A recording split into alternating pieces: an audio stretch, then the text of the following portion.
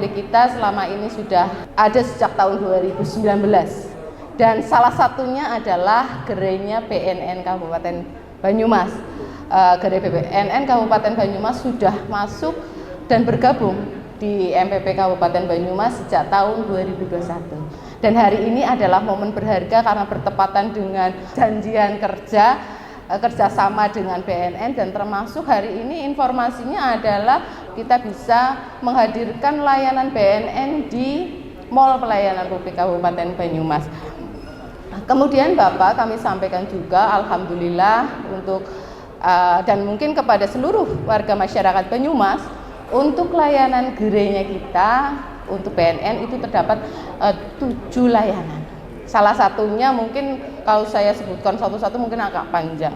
Salah satunya untuk warga masyarakat Banyumas yang membutuhkan surat keterangan hasil pemeriksaan narkotika, yaitu untuk rekan-rekan atau masyarakat kita yang mungkin akan mendaftar di perguruan tinggi atau pekerjaan, itu bisa diuruskan di MPP Kabupaten Banyumas. Selain itu juga terdapat layanan informasi maupun tes urin yang diperuntukkan untuk lingkungan pendidikan, lingkungan masyarakat yang ada di sekitar panjenengan semua, kemudian lingkungan instansi pemerintah dan juga lingkungan swasta atau pelaku usaha. Memberikan kemudahan kepada masyarakat untuk melakukan hal itu, dan juga terkait dengan aduan masyarakat pun apabila terjadi ada peredaran narkotika seperti itu mungkin bisa dilaporkan, disampaikan melalui gerai BNN Kabupaten Banyumas di MPP Kabupaten Banyumas. Seperti itu. Berbincang bersama-sama terkait dengan tema kita hari ini adalah pemutusan rantai peredaran narkotika melalui pencegahan, rehabilitasi, pemberantasan peredaran narkoba tentunya menuju Indonesia Emas. Dengan peningkatan informasi, kalau tidak salah kita 3 besar ya untuk narkotika di Jawa Tengah. Perspektif Bapak sebagai Bupati sendiri maupun sebagai kemarin membuat kajian akademik tesis terkait dengan pemberantasan narkotika. Monggo Bapak. Memang Banyumas saat ini itu data menunjukkan bahwa Banyumas itu peredaran narkoba itu nomor 3 di Jawa Tengah. Nah, sebabnya apa? Saya kurang tahu, kalau sebabnya PNN lebih ngerti ya. Tapi yang jelas penggunaan narkoba itu sekarang tidak hanya untuk usia dewasa saja, Bapak. Ya, ini saya cerita saja berdasarkan pengalaman saya, karena saya punya pondok pesantren Bidayatus Shalihin ya, yang spesifiknya itu untuk kenakalan remaja dan menanggulangi anak-anak yang terdampak dari keterpapar narkoba. Jadi penggunaan narkoba saat ini itu bukan hanya di kalangan dewasa, tapi sudah menyentuh ke orang tua. Orang tuanya juga remaja, dewasa, orang tua, bahkan remaja, anak-anak. Ya, nah di Kabupaten Banyumas saya juga agak galau karena dari dulu itu nomor 3 nggak naik-naik, ya, nggak naik-naik 3 besar, harusnya ya turun gitu, nggak naik-naik tuh. Yang pertama Semarang ya misalnya, Semarang, kemudian Solo ya, Solo ya. Ini saya nggak ngerti nih, kalau di Jawa Tengah Semarang itu kota pendidikan, di Solo kota pendidikan. Banyumas juga kota pendidikan di wilayah Jawa Tengah bagian selatan barat. Apakah ini ada korelasinya? Nah, silahkan nanti Mbak Sinta bikin tesis masalah itu. Ini kota pendidikan kok malah banyak pengguna narkobanya, itu Mbak. Mungkin ya ini sih kata-kata mungkin banyak orang datang mungkin ya, jadi interaksinya lebih banyak mungkin seperti itulah. Dari sudut pandang BNN sendiri terkait dengan masalah dasarnya sebenarnya apa sih yang membuat kalau dari BNN sendiri Bu, jadi memang benar yang disampaikan Pak Bupati, kita ini nomor 3. Jadi nomor 1 Semarang, nomor 2 Solo, nomor 3 Kabupaten Banyumas. Dan betul sekali yang disampaikan Pak Bupati bahwa kita ini jadi kota link Bu. Jadi coba kita perhatikan kalau weekend itu kayak ini kan weekend ini besok, perhatikan pasti rame ya. Rame Bu. Kendaraan dari Cilacap, semua masuk ke sini Bu. Nah itulah karena kita ini kota jasa, Jadi juga kota perlintasan, makanya dari pengedar-pengedar dari bandar itu sendiri Masuk. akhirnya masuk dan banyak mengedarkan di tempat itu. Selain mungkin masyarakat kita mungkin juga tidak begitu memahami kalau itu sebenarnya narkotika, bisa saja seperti itu. Ikatan yang kita harapkan ya kita bisa turun ya Pak di tahun 2025 ini, mungkin ada upaya-upaya yang telah dilakukan dari pihak PNN sendiri ataupun pihak pemerintah daerah untuk menanggulangi agar prestasi kita prestasinya jelek ya, prestasi kita menurun maksudnya lebih baiknya itu menjadi tidak selamanya baik itu menjadi nomor 1 ya. Kata-kata hari ini Ternyata ini kita berupaya untuk menurunkan bagaimana yang monggo. Dari BNN kami berusaha, kami laporkan juga ke Pak Bupati. Jadi dari analisis data kejadian tahun kemarin, jadi Kelurahan Berkoh adalah ranking pertama, Bu. Dengan 9 kasus baik TKP-nya di Kelurahan Berkoh ataupun warga Berkoh yang jadi pengedar. Nah, jadi Purwokerto Selatan, Berkoh, ya, Taman Satria khususnya. Jadi oleh karena itu dari Bapak Kepala BNNP Jawa Tengah ditetapkan bahwa Kelurahan Berkoh tahun ini menjadi target Kelurahan Bersinar, yaitu Kelurahan Bersinar Narkoba. Jadi semua tim kami, baik itu tim pencegahan, tim rehabilitasi, daya mas, dan pemberantasan turun semua ke sana. Kita keroyok rame-rame, mudah-mudahan tahun ini dari 9 kasus bisa 0. Narkotika sebenarnya, kalau narkotika ini sebenarnya kan bermanfaat secara medis dalam takaran tertentu, tetapi kadang-kadang kita tidak tahan, maunya instan, orang meriang jebule malah jadinya kecanduan, mungkin seperti itu. Ataupun mungkin pengawasannya juga melalui badan BPOM ya, bisa ya, terkait dengan pengawasan obat-obat. Sedang dari sudut pandang pemerintah daerah sendiri, Bapak? ini dari pemerintah daerah itu tidak henti-hentinya mengeluarkan himbauan kepada masyarakat. Kemudian ke sekolah-sekolah dari Dinas Pendidikan juga, sekolah yang diampu kita ya, SMP ke bawah.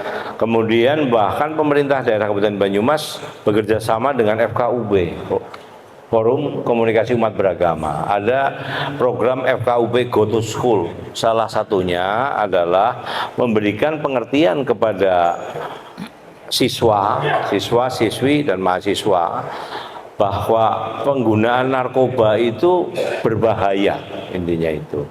Karena ya kita juara 3 nggak bangga sama sekali, nggak kepengen jadi juara 1 ya. Ya, harapan saya sinergitas antara PNN Kabupaten Banyumas dengan pemerintah daerah untuk kalau bisa menghilangkan pengguna pemakaian narkoba di Kabupaten Banyumas itu bisa segera terrealisir, minimal mengurangilah, Bapak. Kebetulan di pondok saya itu ada juga, saya bilang bukan pasien ya, santri ya, kalau saya bilang santri yang ada memang dari Kabupaten Banyumas.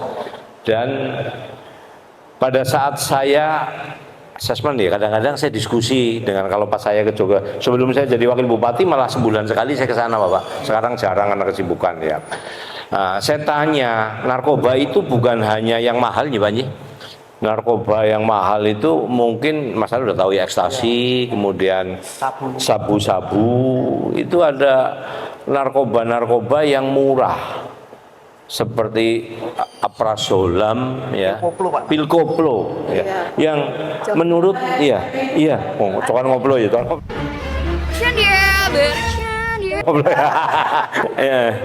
yang efeknya ya, kebetulan dulu pengasuh pondok saya Kiai Haji Deni ya, Abdullah Deni, itu kan sering ikut pelatihan dengan BNN. Waktu itu pondok kami itu kerjasama dengan BNN, Pak. Ternyata saya dapat penjelasan, benar nggak ini mungkin ya Pak Iwan, satu pil koplo itu, salah satu jenis pil koplo itu mempunyai efek berbeda apabila diminum dengan kopi. Kemudian diminum dengan alkohol, itu menimbulkan efek yang berbeda. Dan yang mengerikan ya, saya hanya berdasarkan pengalaman saya saja, buat warga Banyumas nih, ibu-ibu terutama, hati-hati apabila anak-anaknya itu suka main ke tempat game online, PS, kalau dulu PS ya. Karena salah satu dari beberapa santri yang ada di pondok saya, Bapak, waktu saya tanya pertama memakai itu gimana? Dulu waktu itu masih PS ya. Saya main di PS ditawari gratis itu pil koplo itu. Jadinya kecanduan. Iya, kan kecanduan. Lama-lama kecanduan beli.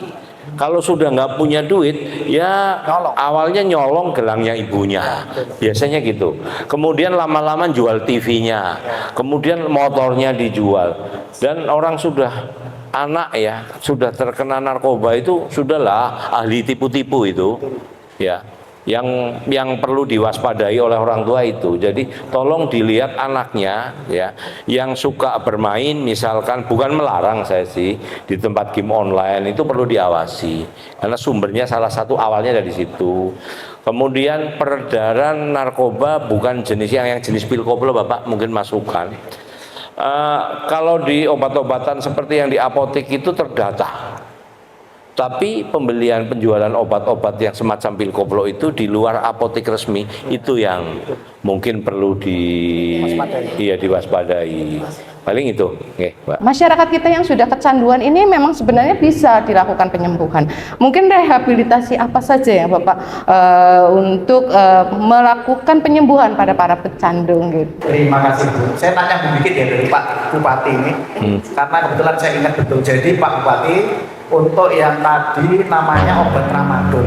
Ramadan. Ya, itu yang dicampur sama kopi, itu efeknya sama kayak sabu. Jadi kalau tole-tole anak-anak kita pakai itu bisa kuat melek 3 hari 3 malam. Makanya memang dijual di PS. Apalagi liburan-liburan ini kami himbau pada orang tua untuk dengan dijual.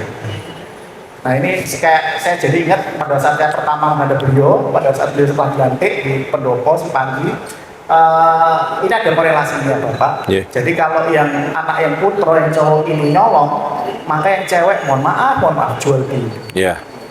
Makanya narkoba ini ada korelasinya. Kalau narkoba kita nomor 3, HIV/AIDS mohon ngapunten naik. Makanya Sama ya, naik.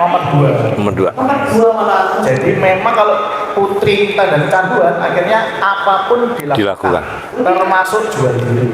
Untuk tanda-tandanya mungkin masyarakat kita kan juga tidak paham nih tanda-tandanya ketika anak-anak ini atau keluarga kita terkena narkoba itu kan pasti jelas ada tanda-tandanya. Misalnya tadi Bapak sampaikan 3 hari kuat melek gitu ya. Itu harus kita udah mulai harus hati-hati berarti ya mungkin ada tanda-tanda yang lain Bapak. Tanda-tanda lain udah jelas pengguna awal narkoba yang pertama itu bocahnya anaknya jadi serba males mandi, males kegiatan olahraga, dikongkon wong tuane pasti ngelawan. Yang pertama. Yang kedua, setelah dia males-malesan, prestasi belajar menurun.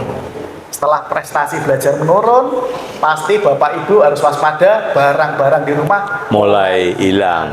Dan yang terakhir, kalau wes bablas ini, anak yang bersangkutan pasti tidak pulang rumah, alias bablas ikut sama teman-temannya. Penanganan ada klinik sendiri. Ya, jadi seperti yang Ibu tanyakan tadi, di tempat kami ada namanya klinik Adiksia Medika. Itu kita menangani secara psikologis, jadi secara psikologis, dan ada dokter juga, ada perawat. Jadi kita mengobati simptom atau gejalanya. Jadi misalnya karena dia pakai sabu terus awalnya pegel-pegel, nah kita kasih obat pegel ini. Terus ibu kan kecapean Bu. Banyak ini kerja workaholic. Jadi itu terus misalnya dia pilek, jadi kasih obat pilek gitu Bu. Terus kami juga ada bekerja sama Pak Bupati dengan RSUD Banyumas dan juga Margono. Kalau memang sudah agak gawat, nah bisa dibawa ke sana. Dan juga untuk yang nginap itu ada kita di atas yaitu Panti Satria. Punyanya Kemensos RI. Kalau misalkan nih Pak, keluarga kita tuh ada yang seperti itu ya, sudah sakau istilahnya ya, kalau nggak salah sakau itu. Langkah awal yang harus kita lakukan di kita sendiri gimana tuh kalau malam-malam tiba-tiba anak ini sakau? Apakah ada hotline tersendiri untuk bisa meminta bantuan misalkan seperti itu atau bagaimana? Atau mungkin tetangga kita terindikasi ada yang mengkonsumsi narkotika, bagaimana kita itu bisa melaporkan? agar ini tidak menjara lagi gitu. Terima kasih Bu. Jadi silakan pada seluruh masyarakat Kabupaten Banyumas, kita ada namanya Pak Bupati, kami laporkan juga aplikasi SIBAWOS, Sistem Informasi Banyumas War on Drugs. Ya, di nomor HP 0851 0851 66 66 44 90 90. 90 90 Itu 24 jam. Terus kalau anak Bapak Ibu memang sakau seperti Ibu bilang tadi, jangan sekali-sekali dikasih teh hangat, dikasih mobil mesakit bocah, segera hubungi kami. Nanti tim kami datang, akan kita tangani. Kalau memang udah parah, kita bawa ke rumah sakit tadi udah kerjasama atau RSUD Banyumas ataupun Margo. Untuk rehabilitasi yang mungkin dilaksanakan oleh pemerintah daerah sendiri, bagaimana Bapak? Kalau pemerintah daerah Kabupaten Banyumas memang tidak punya panti rehabilitasi, pasti kita serahkan kewenangannya kepada BNN. Kemudian betul ya, saya ceritakan, kalau yang laki-laki jual barang, kalau yang perempuan itu jual diri, itu betul.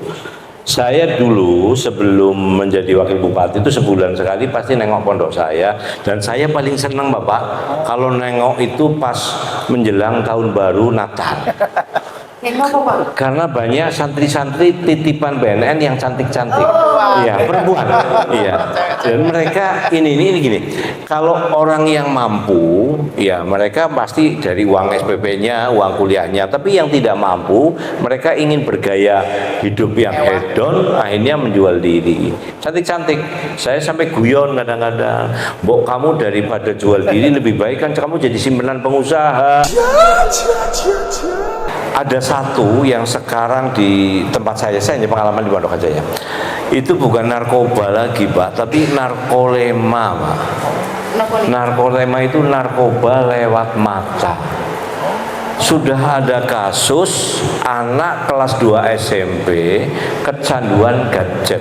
Oh iya betul. Dia tidak mau sekolah, kerjaannya di rumah itu ngendon, pegang handphone di kamarnya, nonton video itu. Nah, itu sudah mulai ada yang kami istilahkan itu di tesisnya kiai saya ya, dia sudah doktor, itu narkolema. Jadi narkoba lewat mata. Ibu-ibu terutama wong Banyumas nek anake dolanan handphone bae, kowe dideleng buka apa? Mbok ngasih ora dolan, ora kena korban narkoba tapi malah kena juga narkolema. Itu seperti narkoba kecanduannya. Gitu, Mbak. Bahkan itu ada seorang psikiater di Jakarta itu mengobati anak umur 7 tahun kecanduan TikTok. Jadi awake obah-obah dhewe, level ora jelas karena kecanduan bendino main TikTok. Nah, Alam imajinasinya udah TikTokan aja, jadi terus bergerak tanpa ada musik pun dia. dia sadar akhirnya gitu sama orang tuanya dibawa ke rumah sakit gangguan kejiwaan. Selain narkoba, ternyata gadget juga menjadi narkobanya anak-anak ya. Nah, untuk langkah pemberantasannya Bapak, dari Pak Bupati Rumiyin mungkin di pemberantasan narkotikanya. Pemberantasan kalau kita penindakan kan bukan kewenangannya pemerintah daerah, itu kewenangan dari kepolisian, BNN ya, yang bisa menindak bandar-bandar ya, kemudian pecandu-pecandu. Kalau dari pemerintah daerah sifatnya pencegahan, jadi kami memberikan pengertian kepada masyarakat lewat baliho-baliho, kemudian sering dihimbau juga di TV layar lebar punya kita Videotron itu Pak, iya bahaya narkoba itu apa saja, enggak lah, enaknya sedikit tapi pusingnya lama. Tahun-tahun. Ya, dan satu lagi, kalau seorang pecandu kepengin sembuh itu sudah harus, menurut pengalaman saya Pak, itu harus ada keinginan dari diri sendiri. Tapi kalau sudah sembuh misalkan 1 tahun, dia keluar dari rehabilitasinya BNN atau rehabilitasi saya di pondok, keluar ketemu dengan teman-temannya, kemudian memorinya yang dulu yang indah-indah, yang enak-enak itu masuk lagi ya pakai lagi. Jadi harus ada kesadaran dari diri sendiri, saya kepengen sembuh. Nah, Gitu aja. Sepertinya lahirnya BNN itu mungkin salah satu ya upaya dari pemerintah membentuk lembaga di kabupaten kota untuk BNN. Nah, untuk yang lainnya Bapak, mungkin ada yang bisa diinformasikan kepada Sobat Kilas MPP untuk pemberantasan narkotikanya bagaimana? Ya, terima kasih Bu. Untuk Sobat Kilas MPP, tadi sudah disampaikan juga oleh Bapak Bupati, memang untuk narkotika itu kewenangannya di BNN, dan kami juga alhamdulillah Pak Bupati kami laporkan, kami juga sering menelusuri kalau memang ada laporan dari lapak aduan. Kami sangat berterima kasih kalau memang ada aduan masyarakat ke lapak aduan Pemkab Banyumas, pasti kami tidak lanjuti. Dan untuk yang sekarang marak Pak Bupati, kami laporkan juga pada Sobat Kilas MPP, yaitu obat-obatan dan lagi pil dan macam sebagainya. Kami bekerja sama dengan Satres Narkoba Polresta Banyumas. Jadi kami sharing data intelijen. Kayak kemarin ada penangkapan terbesar di daerah Cilongok Pak, itu 35.720 butir Pil. satu box besar pil obat-obatan daftar G, karena itu adalah undang-undang kesehatan, bukan undang-undang nomor 35 tahun 2009 tentang narkotika. Jadi yang menangkap adalah Satres Narkoba Polresta Banyumas, dan memang kami laporkan ke Pak Bupati juga, rekan-rekan juga ibu juga, bahwa narkotika itu mahal Bu harganya. Sekarang itu sesuai hukum ekonomi, supply demand. Dimana suplainya kan kita ketahui bulan kemarin kepala kami habis nangkep 2 ton di perairan Karimun itu. Saya Pak Bupati 20 tahun yang lalu Kapolsek di sana. Itu memang garis pantainya luas dan banyak pelabuhan tikus, banyak penyelundup. Jadi memang Berarti tikusnya hebat ya, karena di air pun bisa hidup ya.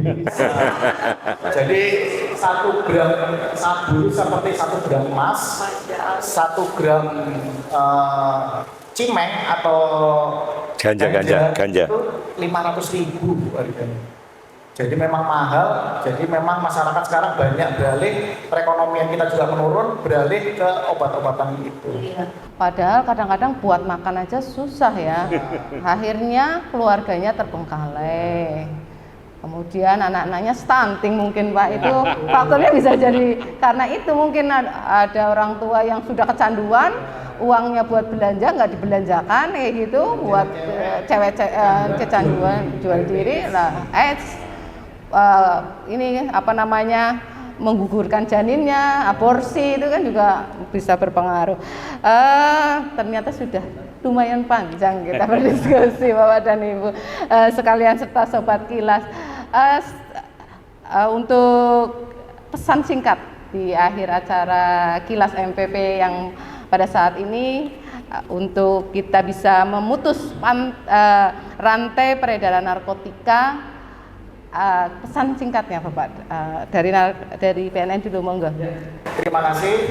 Jadi pada seluruh masyarakat Kabupaten Banyumas, pesan dari kami, berani tolak, berani lapor, berani rehat. Segera laporkan ke BNN Kabupaten Banyumas, tadi nomornya sudah ada, untuk melaporkan semua penyalahgunaan narkoba yang ada di wilayah masing-masing. Dan kami tadi nomor Sibawor itu 24 jam, itu aplikasi terbaru kami, baru kami luncurkan 1 April 2025. Mari kita mau hidup sehat tanpa narkoba, kita ciptakan Banyumas bersinar, bersih dari narkoba. Kata-kata hari ini. Untuk pesan singkat dari Pak Bupati untuk warga Banyumas yang sangat dicintai. Ini coba-coba kalau sudah kecanduan itu jadi masalah fatal. Ini biasanya dari coba-coba. Ya, kemudian yang kedua, ini salah satu ciri-ciri saja. Apabila kita punya anak kok indikasi kecanduan narkoba. Kalau di kamar mandi pasti lama. Ya. Nah, itu perlu dicurigai. Kemudian kamar itu dikunci mungkin sampai seharian. Itu salah satu ciri-ciri berdasarkan pengalaman ya. Iya.